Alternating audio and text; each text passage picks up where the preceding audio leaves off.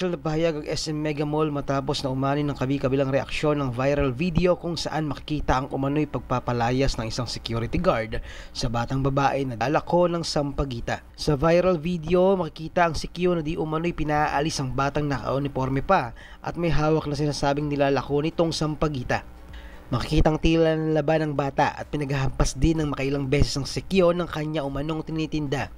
Gayunpaman, makikita rin sa video na tila umamba ng sipa ang sikyo at sinira pa nito ang mga sampagita.